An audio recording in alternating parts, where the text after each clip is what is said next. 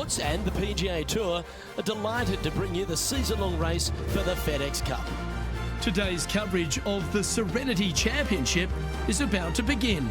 I'm Luke Elvey alongside Rich Beam in the booth, and out on the course following our feature group is the delightful Henny Koyak. Hello, Henny. Hi Luke, I'm pleased to be covering this featured group. We've got a fresh rivalry developing between these two players as well, so that should provide some great entertainment to the spectators this week. So it appears this player's target is to beat Ricky Fowler this week. That should be an exciting showdown, Henny. Yeah, Ricky Fowler sounds like he's up for the challenge. On social media, he's been talking about this rivalry. Is Ricky ever not up for the challenge, though? He'll smile as he's beating you, that's for sure. Yes, likes to kill him with kindness, does our Ricky. He is a wonderful fella on and off the course. And with a renewed confidence in his game, the new father's looking to shine here. This will be a tough challenge for our rivalry. That's a chunky lie. It's going to take all their talents to get out of this one. Oh, a lovely opportunity to save par here. This looks good. Starting the round at even par. Very nice par indeed. Very solid hole play. He finds himself currently tied for ninth. Let's go down to John McCarthy for our on-course report. And John, you've now had some time to walk the course this week before today's show. What are we in for today at the Jacobson Homestead?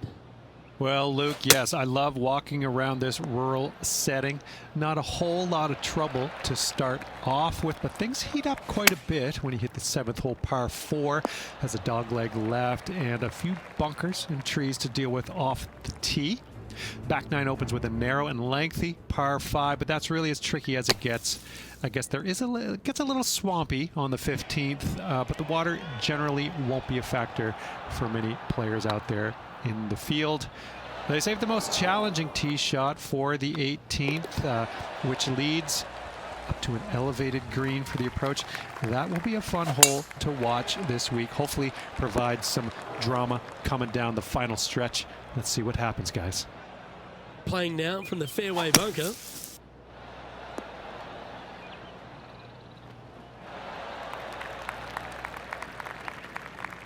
Okay, so that's step one, but now going to hold a mid-range putt. That's a good sign of a player's character, Rich. Still managed to make something out of the hole. In the bunker with their tee shot, and that is a very good save. Now we're on the 4th tee here at Jacobson Homestead, and it's a par 3, playing 181 off the back tees. Yeah, that's about as far as you're going to see this par 3 play, Luke.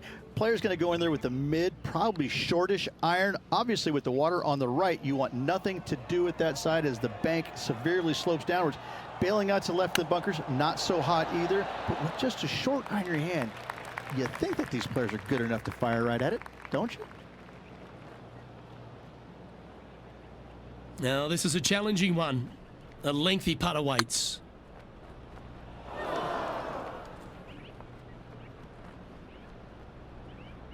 What's in front of them, Henny? Yeah, they've left it in the perfect spot here, just below the hole. They can be aggressive up the hill.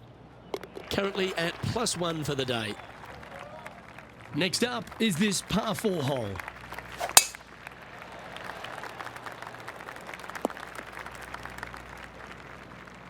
Ooh, sometimes you need a hacksaw to get out of this rough.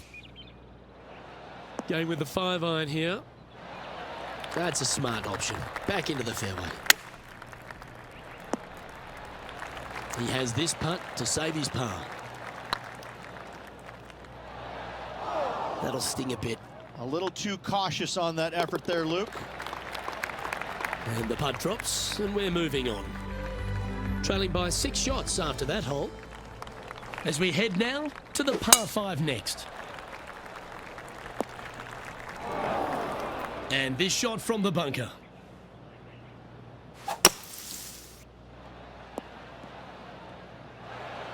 Got some good distance on that one. Looks like they're going with the pitching wedge. That's not the outcome they were after. Yeah, it took a bit too much club on that one. From the sand, looking to get up and down.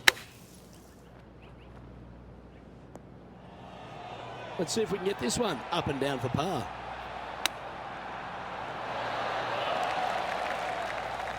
Just 6 feet between he and the hole. This is huge for momentum. Gotta try and hold this. This for par. So no change on the leaderboard for this player after that hole. Teeing off here at the 7th. That's some good golf right there. Henny, what's the player facing here? Oh, the breeze has just got up. You see where the flags are flickering, and it's straight back up into this player. Ooh, that almost went down. Oh, these are good for the momentum. These ones right on 8 feet. If they can sink this, they'll pull ahead of Fowler. This could get interesting. Now over to Ricky Fowler. He's currently 1 stroke better than his rival and playing partner today. And how did that shot impact the score? Let's have a look at the leaderboard. The leader now has a 1-stroke advantage. Opting for the 5-wood. That's definitely left of the green.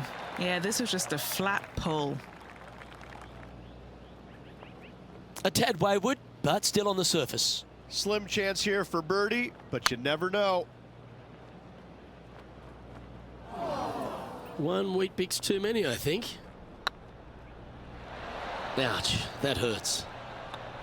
And it's back-to-back bogeys here. Got to turn this momentum around. 2 bogeys in a row, never a good sign. Now playing a little defensively.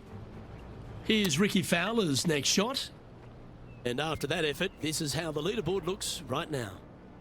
Our current leader is enjoying a 1-shot lead. We've reached the 9th hole. Time to tee off.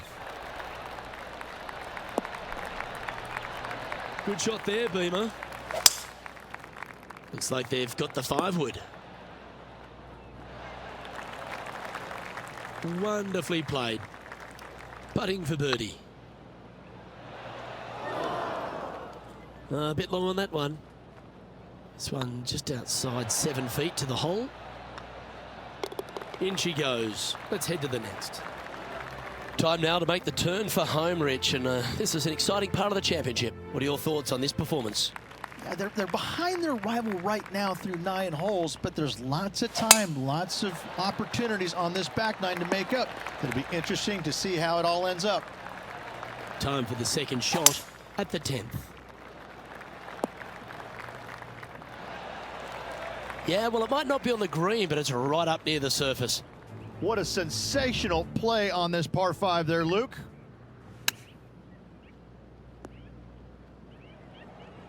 And here we are with the 3rd shot. How close was that to going down? And this player's moving up on the leaderboard after that hole. I'm pretty sure this player will be buoyed by that birdie back at the last. Let's see if they can deliver another one. That's not what he had hoped for, I'm pretty sure of that. Oh, Henny, that looks like a putrid lie. Is it bad? Well, it's a little deeper into the rough, but it's sitting nicely. Oh, this will be good for the momentum. Let's make this birdie putt. Well, the old hammer hands putt. Right on 4 feet. Should make this one. Steady on. Yeah, well hold. Let's move on to the next. Yeah, I can understand you'd be disappointed by the bogey, but here's an opportunity to bounce back. He didn't look to hit that one quite so flush. Oh, look at that. The wind just wreaking havoc with that shot. Disappointing. Now let's switch our focus to Ricky Fowler. Oh, he's out in front here in this rivalry, but can he stay that way? Found the green side rough. Didn't that look good for a long time? Just a short putt. Closes the workout on that hole. 2 bogeys in a row, never a good sign. Have to see if they can rebound from that. A long par 4 this hole. Trying to forget the bogey at the last and focus in on this one. From around 140 yards here. Straight downwind. Tough to put a lot of spin on it and hold the green.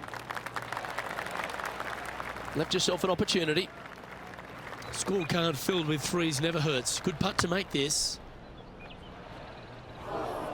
That's disappointing. This putt just 5 feet away from the hole. He's got this for his par. And that putt will drop. Well done. And unfortunately heading in the wrong direction on the leaderboard after that hole. Yeah, we find ourselves on the tee, one of the stronger par fours on the back nine here at Jacobs and Homestead. The 14th playing 483, Rich, from the tips. Yeah, generous landing area, thankfully out to the right-hand side. Obviously a bunker down the left, and if you miss it even further left, there's water lurking. But the second shot, this is where it gets slippery. This is where it gets dangerous, especially to a back right hole location. All of a sudden, the water down the right-hand side comes into full view, bailing out to the left in the bunker. Not so hot either. Tell you what, it takes a brave player to fire at this flagstick. And now at +7 for the round. Let's see what happens here on the 15th. Good looking shot this. Playing from around 230 yards. Wind is going straight at his back. Yeah, disappointing not to find the surface, Rich, but I like that play. Gotta believe the wind affected the golf ball there. Putting for birdie here. Oh, well played. Now over to Ricky Fowler. He's currently ahead in this rivalry. Let's see what happens. And after that effort, that's how it looks. Now at 6 over for the round. We have a par 3 on this one. Choosing the 9-iron here. That was a little bit of a misfire, I'd say. Yeah, wind took that one offline in a hurry. Let's see if we can make this. Keep the par on the card. And down she goes. And just keeping it in neutral on the leaderboard. Next up is this 2-shot hole.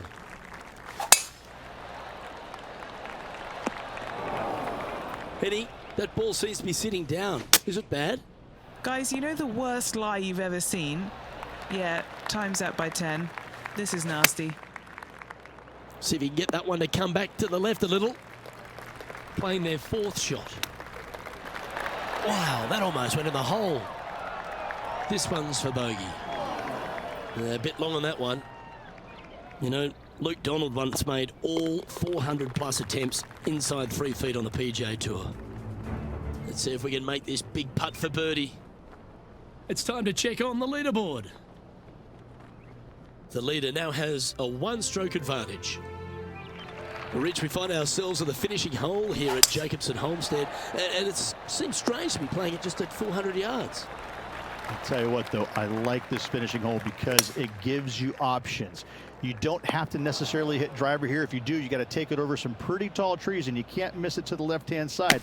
The safe play, lay it out to the right, but now your second shot becomes just a little bit longer, a little bit more difficult to get it that close to the hole. I love the options you have on this finishing hole. A great opportunity for one final birdie. The game can be frustrating, can't it? And that'll be all she wrote today. Well played.